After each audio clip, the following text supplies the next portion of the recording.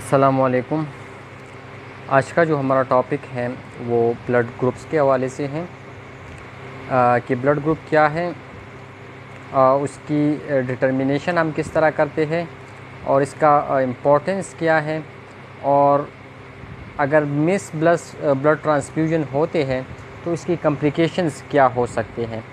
तो आज के टॉपिक में हम ये बातें डिस्कस करेंगे। ब्लड ग्रुप किसे कहते हैं? तो ये हमारे पास एक ब्लड की एक क्लासिफिकेशन है। ब्लड को इसी ग्रुप्स की बेसिस पे हमने डिवाइड किया है इनटू डिफरेंट क्लासेस, ताकि हमें ब्लड ग्रुप का पता चले, हमें एक इंडिविजुअल की ब्लड जो का नेचर है उसके बारे में पता चले कि उसका ब्लड किस नेचर के है और वो किस को ब्लड दे सकते हैं और किस से ब्लड रिसीव कर सकते हैं। तो इसी बेस पे हमने इसको क्लासिफाई किया गया है। अब ये जो क्लासिफिकेशन है इसकी बुनियाद क्या है, हम एक पर्टिकुलर ग्रुप को क्या कहेंगे अगर उसका नेचर एक किस्म के हो। तो ये जो क्लासिफिकेशन बेस्ड की गई है ये हमने on the presence and the absence of antigen किए हैं एंड एंटीबॉडीज़, कि उसकी आरबीसी के ऊपर एंटीजन कौन सा होगा और उसकी सीरम में एंटीबॉडी कौन सा होगी। तो इसी सीरम और सरफेस ऑफ द आरबीसी के ऊपर जो एंटीजन और सीरम में जो एंटीबॉडीज़ होते हैं इसकी बेस पे हमने ये क्लासिफिकेशन की है। ये जो ब्लड ग्रुपिंग है this is the inherited character. ये ट्रांसमिट होते हैं from the parents to the offspring. जिस तरह दूसरी कैरेक्टर ट्रांसमिट होते हैं इसी तरह ये कैरेक्टर भी ट्रांसमिट होते हैं।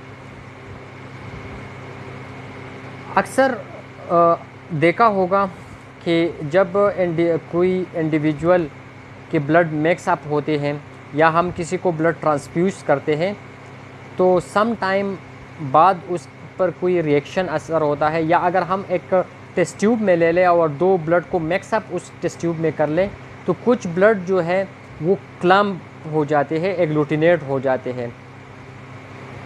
तो ये क्यों होता है? It's due to the blood group. उसकी ब्लड ग्रुपिंग जो है वो डिफरेंट होते हैं। तो इसकी बुनियाद पे इसी वजह से फिर इम्यूनोलॉजिकल जो रिएक्शन है उसके दरमियान होती है और उस रिएक्शन के नतीजे में वो ब्लड क्लम्प हो जाते हैं, एग्लूटिनेट हो जाते हैं। क्योंकि जब हमें पता नहीं होता ब्लड ग्रुपिंग क्या कि दो ब्लड की जो नेचर है वो सेम है या डिफरेंट है, तो अगर हमें पता नहीं होता और हम उसको मिक्स अप कर लें या ट्रांसफ्यूज कर लें तो फिर उसमें रिएक्शन, इम्यूनोलॉजिकल रिएक्शन यानी क्लम्पिंग होगी। तो ये जो ब्लड ग्रुपिंग है that was discovered by an Austrian scientist Karl Landsteiner in 1901। उन्होंने ये ब्लड ग्रुपिंग को डिस्कवर किया, जिसके बेसिस पे उन्होंने ब्लड ग्रुप को 4 डिफरेंट कैटेगरीज क्लासेस में डिवाइड किया। और अगर हम सेम ब्लड ग्रुप को ट्रांसफ्यूज या मिक्सअप कर लें तो उनमें रिएक्शन नहीं होगा, अगर डिफरेंट ब्लड ग्रुप होगा तो फिर इसमें रिएक्शन होंगे। अब एंटीजन क्या है, जो कि हमने बता दिया कि इसके बेस पे हमने ब्लड ग्रुप को डिवाइड किया है। तो अब ये एंटीजन क्या है? तो एंटीजन वो सब्सटेंस है जिसकी वजह से इम्यूनोलॉजिकल रिएक्शन बॉडी में होते हैं। अब एंटीजन की 2 टाइप्स हैं। एक एंटीजन वही है जो हमारे बॉडी में नेचुरली प्रेजेंट होता है, एंडोजीनियस एंटीजन होता है, और एक वो होता है जो कि बाहर से आते हैं जिसको हम फॉरेन एंटीजन कहते हैं। तो जो हमारी बॉडी के अंदर होते हैं ऑटो एंटीजन या सेल्फ एंटीजन या हम इसको एंडोजीनियस एंटीजन भी कहते हैं। तो ये कहाँ पर होते हैं? On the surface of RBC होते हैं, और इसी की बेस पे हम ब्लड ग्रुप को डिवाइड करते हैं।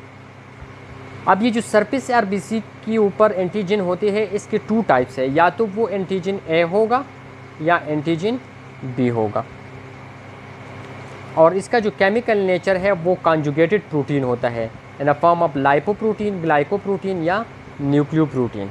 इसकी नेचर यही होगा। अब जो एंटीजन ए एंड बी है इसकी करस्पॉन्डिंग्स हमारे सीरम में एंटीबॉडीज़ प्रेजेंट नहीं होंगे, बल्कि उसके अपोजिट एंटीबॉडीज़ मौजूद होंगे। और एंटीबॉडीज़ क्या है?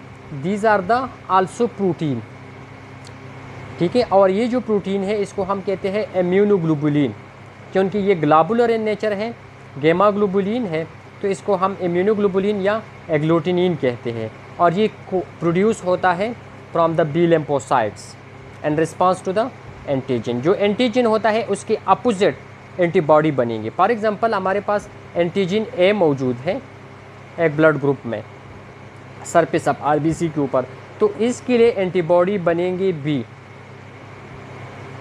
And vice versa. अगर बी एंटीजन है तो इसके लिए एंटीबॉडी बनेगा ए, इसके अपोजिट बनेंगे ताकि इसको जो रिएक्शन है उस दोनों के दरमियान वो ना हो जाए। अच्छा, तो इसी तरह हम जिस तरह एंटीजन ए एंड बी है, इसी तरह जो एंटीबॉडीज़ सीरम में होंगे that involve in the blood grouping are antibody A and antibody B. अगर ए एंटीजन होगा तो एंटीबॉडी बी होगा, अगर बी एंटीजन होगा तो एंटीबॉडी ए होगा। अब लेंस्टीनर का जो रूल्स है वो 3 बेसिक रूल्स उन्होंने यूज़ किए थे।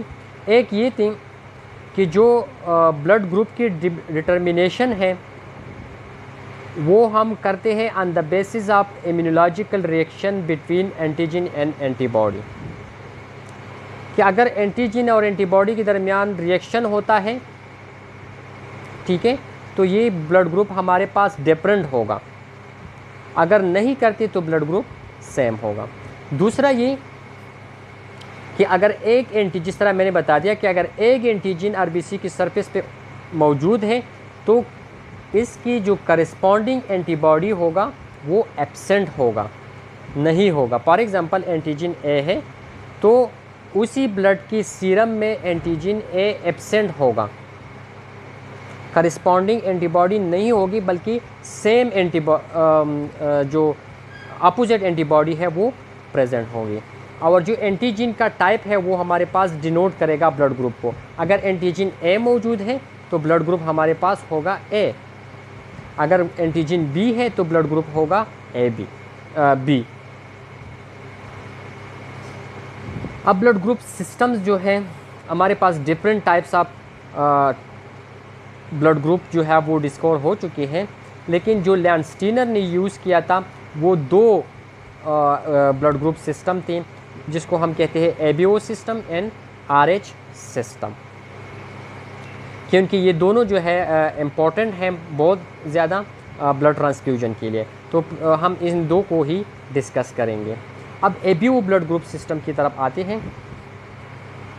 तो यहाँ पर देख लें कि अगर हमारे पास एक आरबीसी है, उसकी सरफेस के ऊपर एंटीजन ए है, तो उसकी सीरम में, उसी ब्लड की सीरम में एंटीबॉडी होगा बी मस्ट। तो इसी ब्लड ग्रुप को फिर हम कहेंगे ब्लड ग्रुप ए। अगर आरबीसी के ऊपर एंटीजन बी है तो इसकी सीरम में एंटीबॉडी होगा ए और ब्लड ग्रुप को हम बी कंसिडर करेंगे। अगर एंटीजन दोनों है, ए एंड बी दोनों हैं, तो एंटीबॉडी नहीं होंगे, ठीक है, क्योंकि करस्पॉन्डिंग, जिस तरह हमने रूल्स में बता दिया कि करस्पॉन्डिंग एंटीबॉडी नहीं होगा। तो अगर ब्लड ग्रुप ए है तो उसके लिए अपोजिट है, बी है तो उसके लिए भी अपोजिट है, लेकिन ए बी है तो इसका अपोजिट नहीं है, तो एंटीबॉडीज़ एब्सेंट होंगे, तो इसी ब्लड ग्रुप को हम ए बी कहेंगे। अब अगर एंटीजन नहीं है तो एंटीबॉडी दोनों होंगे, तो इसी ब्लड ग्रुप को हम कहेंगे ब्लड ग्रुप ओ। और एक रूल, जिस तरह जो थर्ड रूल था लेंस्टीनर का, कि ब्लड ग्रुप हमें डिनोट होता है फ्रॉम द एंटीजन। तो यहाँ पर ब्लड ग्रुप ए में देके कि एंटीजन ए है तो ब्लड ग्रुप ए है, antigen B blood group B, antigen A B blood group A B, antigen नहीं है तो ओ। तो यहाँ पर वो रूल्स भी अप्लाई हो गया। अब किस तरह मालूम करेंगे, प्रोसीजर क्या है ब्लड ग्रुप मालूम करने का? तो इसके लिए हमें डायग्राम पे मैं फोकस करूँगा। यहाँ पर आप लोग देख लें कि हम ब्लड लेंगे एक इंडिविजुअल से और उसी ब्लड को स्लाइड जो होता है हमारे पास, उसी स्लाइड की एक एंड पे थोड़ा सा ब्लड डालेंगे और दूसरी एंड पे, जिस तरह आप लोग डायग्राम में देखते हैं, एक ये एंड पे ब्लड डाला गया है और एक ये पे। अब इसके ऊपर हम एंटीसीरा डालेंगे जिसमें हमारे पास होगा एंटीबॉडीज़। वही एंटीबॉडीज़ इसी ब्लड जो कि 2 पॉइंट्स पे हमने ले लिया है, उसी के ऊपर हम क्या डालेंगे, एंटीसीरा। एक एंड के ऊपर हम एंटीसीरा ए डालेंगे जिसमें एंटीबॉडी ए होगा और दूसरी के ऊपर हम एंटीसीरा बी डालेंगे जिसके में एंटीबॉडी बी होंगे। अब देखते हैं कि एग्लूटिनेशन किस पॉइंट पे होता है। अगर आपके पास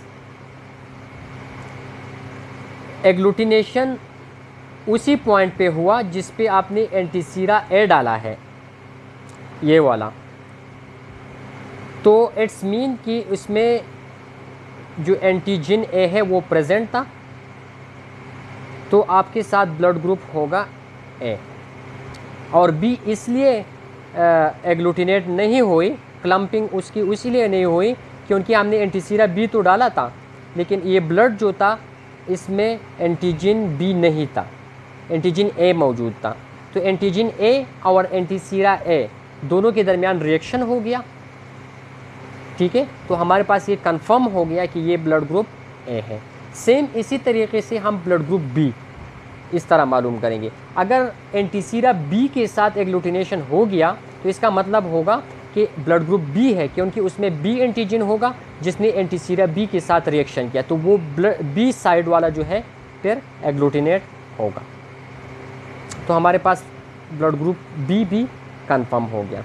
अब ए बी किस तरह कंफर्म करेंगे? अगर हमने दोनों साइड पे एंटीसीरा डाला है, एक पे ए और एक पे बी, इस साइड पे हमने ए डाला और इस साइड पे हमने बी डाला और दोनों जो है वो एग्लूटिनेट हो गई, तो इसका मतलब होगा कि हमारे पास दोनों एंटीजन मौजूद थे, इसलिए दोनों एंटीसीरा के साथ वो रिएक्शन कर गई। तो इसका मतलब क्या हो गया कि ब्लड ग्रुप ए बी है। लेकिन अगर दोनों एंटीसीरा के साथ एग्लूटिनेशन नहीं हो गया तो इसका मतलब है कि एंटीजन नहीं है, तो हमारे पास वो ब्लड ग्रुप जिसमें एंटीजन नहीं होता उसको हम ब्लड ग्रुप ओ कहते हैं। तो ये 4 ब्लड ग्रुप हम इसी तरीके से मालूम करते हैं। अब इसका इम्पोर्टेंस क्या है, क्यों मालूम करते हैं? तो इसका मेन फंक्शन ये है कि हम ये मालूम करते हैं for the purpose of blood transfusion, कि ब्लड ट्रांसफ्यूजन हम कर सके और उसमें कोई रिएक्शन ना हो जाए।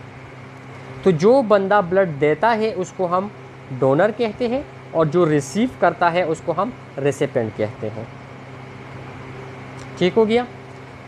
अब जब हम ब्लड ट्रांसफ्यूज करते हैं तो हम कंसिडरेशन में लेंगे, डोनर का हम एंटीजन कंसिडर करेंगे और रेसिपिएंट का हम एंटीबॉडी कंसिडर करेंगे। ठीक हो गया। अब जो ब्लड ग्रुप ओ है इसमें हमने बता दिया कि उसकी सरफेस के ऊपर कोई भी एंटीजन प्रेजेंट नहीं होता, जबकि एंटीबॉडीज़ दोनों होते हैं। तो ये एंटीजन अगर हम किसी भी ब्लड ग्रुप वाले रेसिपिएंट को ट्रांसफ्यूज़ कर लें तो उसमें कोई रिएक्शन नहीं होगा, क्योंकि इसकी सरफेस के ऊपर एंटीजन नहीं है। अगर दूसरे ब्लड ग्रुप में एंटीबॉडी मौजूद है, हर किस्म की है, ए भी है, ए मौजूद है और बी भी मौजूद है, लेकिन ओ ब्लड ग्रुप में कोई एंटीजन नहीं है, तो इसके दरमियान रिएक्शन नहीं होगा। इसके अलावा इसी तरह हम ब्लड ग्रुप ओ को कहते हैं यूनिवर्सल डोनर, क्योंकि ये हर किसी को ब्लड दे सकते हैं। अब आते हैं toward the blood group B, A B. अब ए बी में हमने बता दिया कि उसमें दोनों एंटीजन मौजूद होते हैं लेकिन एंटीबॉडी कोई भी नहीं है। तो अगर हम ये ब्लड ग्रुप किसी में ट्रांसफ्यूज़ कर लें तो इसमें तो एंटीजन मौजूद है, वो दूसरे की एंटीबॉडी के साथ रिएक्शन कर सकते हैं। लेकिन अगर हम किसी और से ब्लड ले लें, ठीक है, तो इसमें एंटीबॉडीज़ नहीं है। हमने कहा रूल्स में कि यहाँ पर ब्लड ट्रांसफ्यूजन के दौरान हम रेसिपिएंट का एंटीबॉडी कंसिडर करेंगे। अब एंटीबॉडी इसमें है ही नहीं, तो दूसरी की जो एंटीजन है वो किसी के साथ रिएक्शन नहीं कर सकते। तो हमारे पास जो ब्लड ग्रुप AB है वो हर किसी से ब्लड जो है वो लेता है, तो इसको हम यूनिवर्सल रेसिपिएंट कहते हैं। अब क्वेश्चन यहाँ पर एक बनता है कि अगर AB है, इसमें तो एंटीजन नहीं, एंटीबॉडीज़ नहीं है, लेकिन एंटीजन है, अगर हम इसको दूसरी ब्लड का ट्रांसफ्यूज़ कर लें जिसके अंदर एंटीबॉडीज़ तो होंगे, तो वो एंटीबॉडीज़ एंटीजन के साथ क्यों रिएक्शन नहीं करते AB केस में? तो इसका जवाब ये है कि जो एंटीबॉडीज़ यहाँ पर आ जाते हैं and to the AB blood group, तो वो डायरेक्टली डाइल्यूट हो जाते हैं, वो रिएक्शन नहीं कर सकते। इसीलिए हमने जो पिछला स्लाइड था यहाँ, इसमें कहा कि हम ब्लड ट्रांसफ्यूजन के दौरान डोनर का एंटीजन जबकि रेसिपिएंट का एंटीबॉडी, अब AB ग्रुप में आपके साथ एंटीबॉडी है ही नहीं, ठीक है। तो ये बात यहाँ पर प्रूफ हो गई कि AB को हम यूनिवर्सल रेसिपिएंट कहते हैं। अब क्रॉस मैचिंग क्या चीज़ है? क्रॉस मैचिंग हम तब करते हैं जब हम ब्लड ट्रांसफ्यूज़ करते हैं, क्योंकि टाइपिंग में तो हमें पता चला कि प्ला बंदे का ब्लड ग्रुप ये है, प्ला बंदे का ब्लड ग्रुप ये है, और ये इसको देना चाहिए, ये इसको देना चाहिए। लेकिन क्रॉस मैचिंग हम एक प्रैक्टिकल करते हैं। इसी प्रैक्टिकल में हम रेसिपिएंट से भी ब्लड लेते हैं और जो डोनर है उससे भी ब्लड लेते हैं, और ये मालूम करते हैं कि ये दोनों के दरमियान रिएक्शन होता है कि नहीं, ये दोनों एक दूसरे को ब्लड दे सकते हैं कि नहीं। तो इसी के लिए हम क्या करते हैं, क्रॉस मैचिंग करते हैं, और क्रॉस मैचिंग मस्ट है बिफोर द ब्लड ट्रांसफ्यूजन।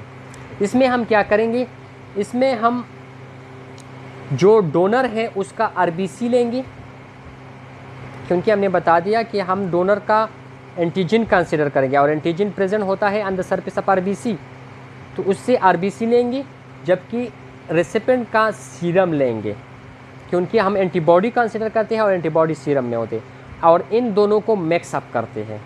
अगर दोनों में एग्लूटिनेशन होते हैं तो इसका मतलब है कि ब्लड ग्रुप डिफरेंट है, तो हम ब्लड ट्रांसफ्यूजन नहीं करेंगे। अगर इसमें एग्लूटिनेशन नहीं होते तो इसका मतलब है ब्लड ग्रुप सेम है, सेम एंटीजन, सेम एंटीबॉडीज़ मौजूद हैं, तो हम फिर ब्लड ट्रांसफ्यूज़ करेंगे। अब इनहेरिटेंस किस तरह होगा, किस तरह ट्रांसफ़र होगा AB ब्लड, जो ABO ब्लड ग्रुपिंग है and to the from parents to the offspring, ये किस तरह कंसिडर इनहेरिटेंट होगा। तो हमारे पास जो जीन इसके लिए रिस्पॉन्सिबल है वो जीन A और जीन B है, जबकि जीन O जो है वो रिसेसिव है, क्योंकि एलील में हमारे पास दो किस्म के ब्लड जो जीन है वो मौजूद होते हैं, या तो दोनों होमोजीनियस होंगे, होमोजीनियस का मतलब है कि दोनों सेम होंगे।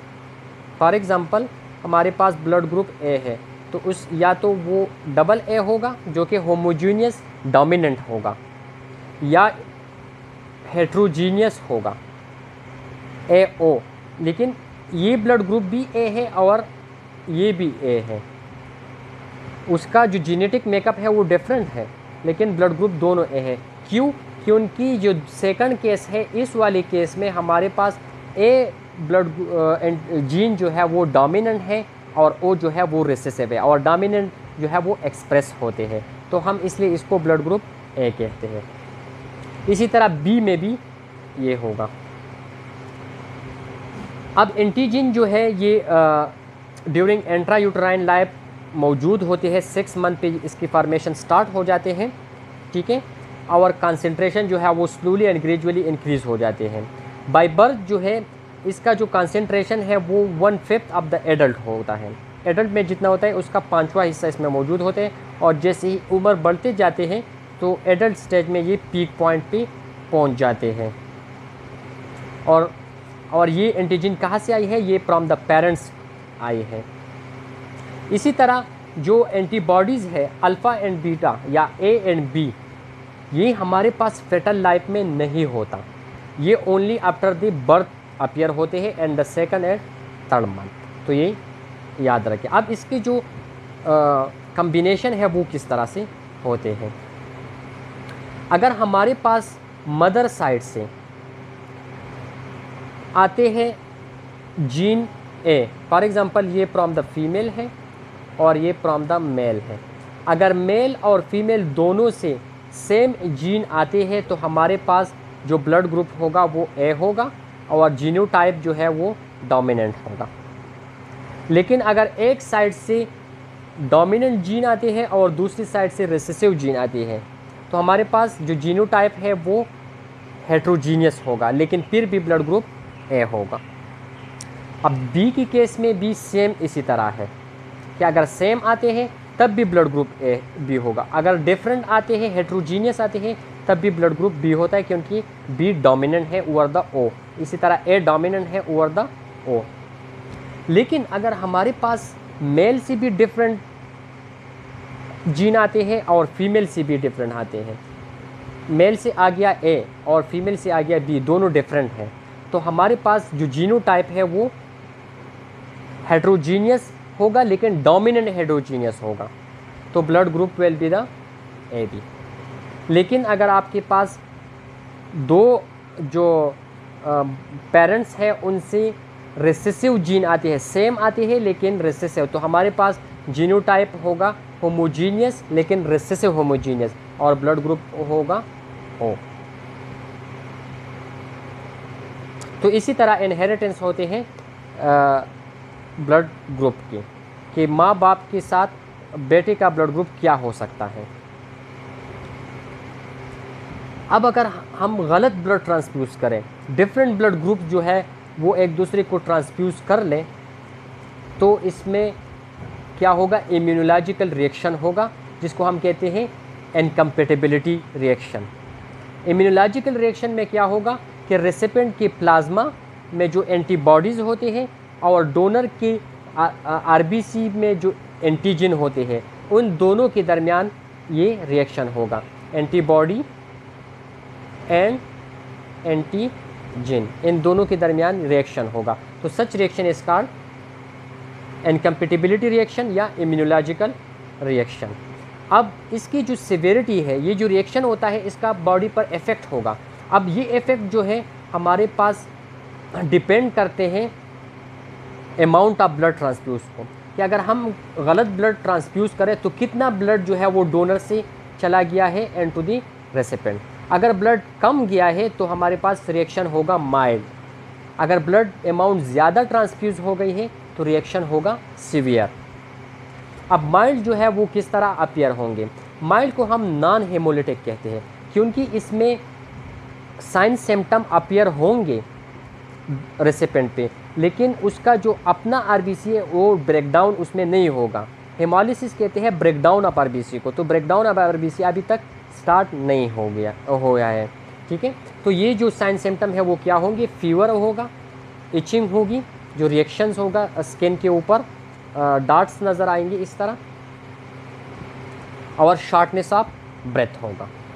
जबकि हेमोलिटिक रिएक्शन में क्या होगा, हेमोलिटिक रिएक्शन सीवियर रिएक्शन है जिसमें ज़्यादा ब्लड ट्रांसफ्यूज़ हो गई है, तो ज़्यादा ब्लड ट्रांसफ्यूज़ होने की वजह से जो आरबीसी है उसकी ब्रेकडाउन होगी। तो इसका जो साइन सिम्टम है वो क्या होंगे, फीवर होगा, साथ ही चिल कोल्ड भी होगा, हार्ट रेट इंक्रीज़ होगा और ब्लड प्रेशर डिक्रीज़ होंगे, शॉर्टनेस ऑफ ब्रेथ होगा, और ब्रोंकाई का जो ल्यूमन है वो स्पाज़म होगा, उसमें यानी उसका ल्यूमन कम होता जाएगा, nausea and vomiting, red urine होगा क्योंकि आरबीसी की ब्रेकडाउन हो रही है, ठीक है, तो वो यूरिन में पास आउट होगा, इसलिए यूरिन का कलर रेड होगा, और चेस्ट एंड बैक पेन भी प्रोड्यूस होगा। अब इस सीवियर या हेमोलिटिक इनकम्पेटिबिलिटी रिएक्शन का जो कॉम्प्लिकेशंस है वो क्या हो सकते हैं, तो इसकी कॉम्प्लिकेशंस में हमारे पास है जॉन्डिस, यरकान आ सकते हैं, कार्डिक शॉक भी हो सकते हैं, कार्डियोजेनिक शॉक जिसमें हार्ट सही तरह से ब्लड पंप नहीं कर सकते, और रीनल शटडाउन भी हो सकती है क्योंकि लार्ज अमाउंट में जो ब्रेकडाउन आरबीसी है वो किडनी में जाएंगे और वहाँ पर रीनल फेलेवर होगा या रीनल शटडाउन होगा। तो ये 3 इसके कॉम्प्लिकेशन हो सकते हैं। अब दूसरी पार्ट की तरफ आते हैं RH फैक्टर या RH ब्लड सिस्टम। तो RH फैक्टर जो है ये हमारे पास एक एंटीजन होता है RH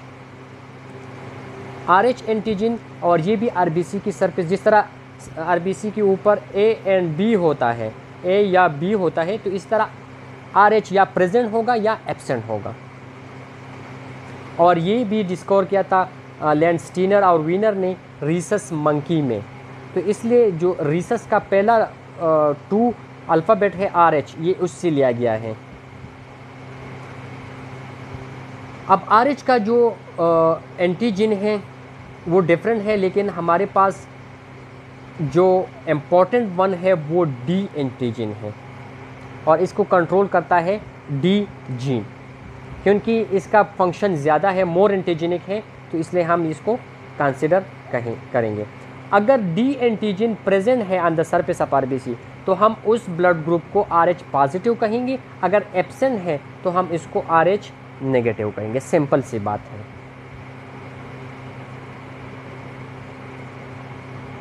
अब RH जिस तरह AB में हमने पढ़ा कि उसकी अपोजिट क्या होगी, एंटीबॉडीज़ होंगे, लेकिन D या RH सिस्टम में हमारे पास उसके लिए सीरम में कोई एंटीबॉडी नहीं है, ठीक है, ये सिर्फ एंटीजन प्रेजेंट होता है।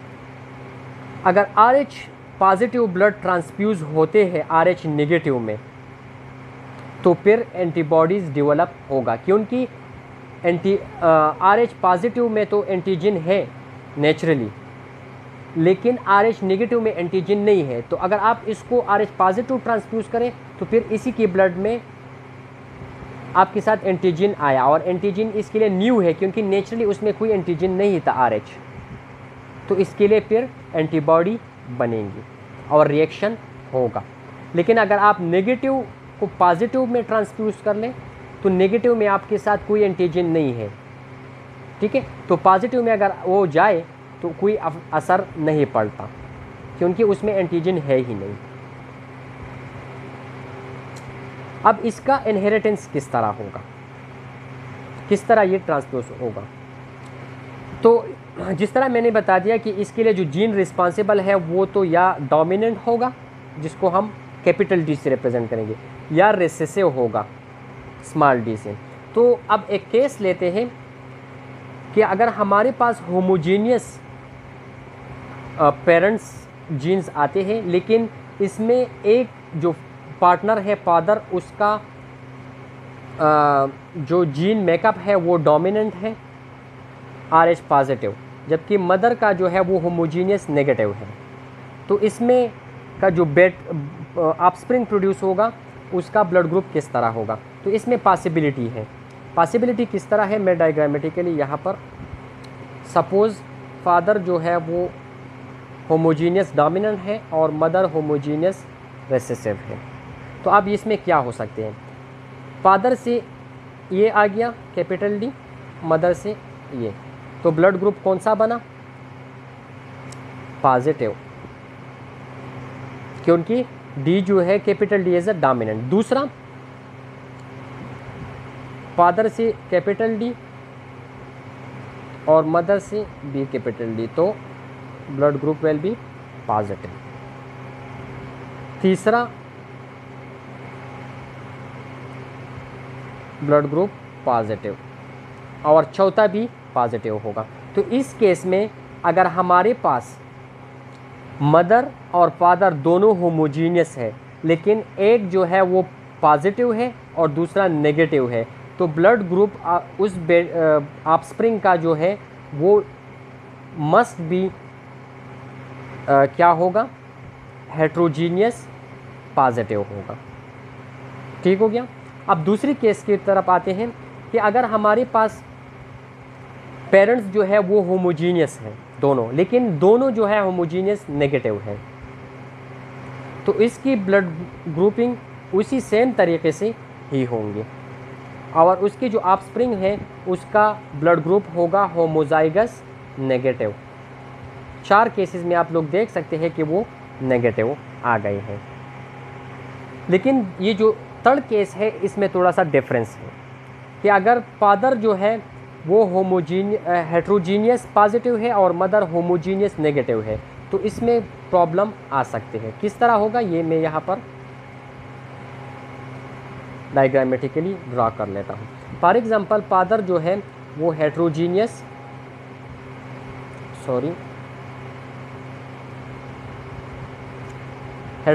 पॉजिटिव है, जबकि मदर जो है वो होम्योजीनियस नेगेटिव है। तो इसमें क्या हो सकते हैं? फर्स्ट केस हमारे पास होगा पॉजिटिव, सेकंड केस में हमारे पास होगा पॉजिटिव, ठीक हो गया। थर्ड केस होगा हमारे पास नेगेटिव, और फोर्थ केस भी होगा हमारे पास नेगेटिव। तो इसमें 50% चांसेस है कि वो जो यहाँ पर आप लोग देख सकते हैं नेगेटिव, 50% चांस है कि वो होमोजीनियस नेगेटिव आ जाए, और 50% चांस है कि वो हेट्रोजीनियस पॉजिटिव आ जाए। ठीक है, तो यहाँ पर 50-50 है। अब मदर का जो ब्लड है वो हमारे पास है नेगेटिव, और बेटे में चांसेस पे डिपेंड करते हैं। अगर नेगेटिव है दोनों तो ये सेम होगा, कोई रिएक्शन नहीं होगा यहाँ इस कंडीशन में भी। लेकिन अगर पॉजिटिव है, 50% चांस तो पॉजिटिव का भी है, तो फिर मदर का ब्लड नेगेटिव हो गया और जो ऑफस्प्रिंग है उसका ब्लड ग्रुप पॉजिटिव हो गया। तो ये दोनों ब्लड जब मिक्स अप होते हैं इनसाइड द मदर, तो ये रिएक्शन काज करेंगे, इनकम्पैटिबिलिटी रिएक्शन होगा, RH इनकम्पैटिबिलिटी। तो such disease and which the mother and the offspring blood start immunological reaction is called erythroblast fetalis. इसमें एरिथ्रोब्लास्ट फेटालिस होगा, यहाँ पर आप लोग देख सकते हो।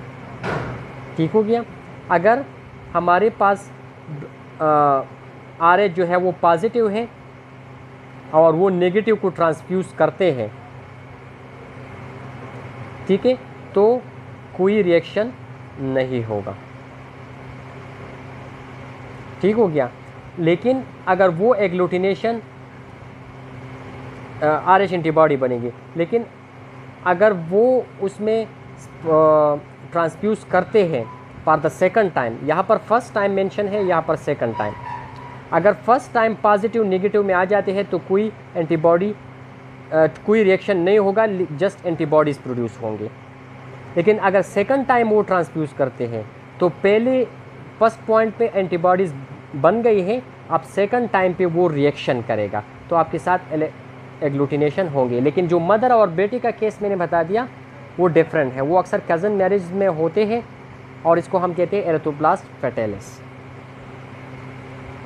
अब ब्लड ग्रुप को हम क्यों इम्पोर्टेंस देते हैं, क्यों हम कंसिडर करते हैं और क्यों हम मेजर करते हैं, तो इसकी 4 बड़े रीज़न हैं, मेडिकल भी, सोशल भी, जनरल भी और जुडिशली भी। मेडिकल में इसका हम क्यों, कब और क्यों इसको मालूम करते हैं, तो before the transfusion, blood transfusion से पहले, ताकि इनकम्पैटिबिलिटी रिएक्शन न हो जाए। और दूसरा टिश्यू ट्रांसप्लांट की, like liver transplant, kidney transplant, क्योंकि उसमें भी ये प्रॉब्लम होते हैं।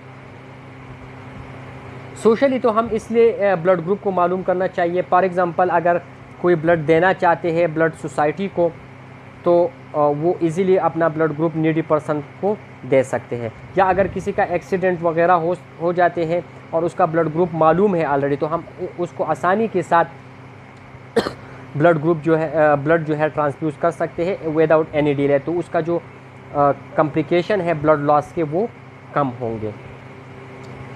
जनरली हम अगर 2 कपल्स हैं, उसकी शादी हो रही है, तो उसका अगर ब्लड ग्रुप पहले से मालूम हो तो वो आसानी होंगी, क्योंकि जो एरिथ्रोब्लास्ट फेटालिस का मैंने एग्जांपल दिया कि मदर का ब्लड ग्रुप डिफरेंट होता है और जो उसका ऑफस्प्रिंग है उसका ब्लड ग्रुप डिफरेंट होता है, तो फिर इसमें एरिथ्रोब्लास्ट फेटालिस के चांसेस 50% चांसेस उसमें मौजूद है। लेकिन अगर जो कपल शादी कर रही है उसको पहले से ब्लड ग्रुप का पता हो, ठीक है, अगर वो इसी तरह है, एक होमोजीनियस नेगेटिव है और एक हेट्रोजीनियस पॉजिटिव है, तो वो शादी ही ना करें, ताकि उसके बच्चों को फिर वो प्रॉब्लम ना हो। तो जनरली हम इसलिए इसको मालूम करना चाहिए। और जुडिशियली जो मेडिको लीगल केसेस होते हैं उसके लिए, फॉर एग्ज़ाम्पल अगर कोई दावा करते हैं कि फला बंदा जो है वो मेरा बाप है या वो मेरा बेटा है, ठीक है, तो अगर उसका ब्लड ग्रुप हम मालूम कर लें, ठीक है, जो चांसेस जो है इनहेरिटेंस हमने पढ़ी, तो उसी इनहेरिटेंस के बेस पे हम कहते हैं कि इसका ये बाप हो सकता है या नहीं, या इसका वो बेटा हो सकता है या नहीं हो सकता। तो इसी रीज़न की वजह से, इन 4 रीज़न की वजह से हम ब्लड ग्रुप को इम्पोर्टेंस देते हैं और उसको मालूम करते हैं, ठीक है। So these are all about today lecture. आसान है, कंसेप्चुअल है, आप लोगों को देख ले, सुने, अगर कोई क्वेश्चन हो तो फिर मुझसे पूछ लें। Thank you very much.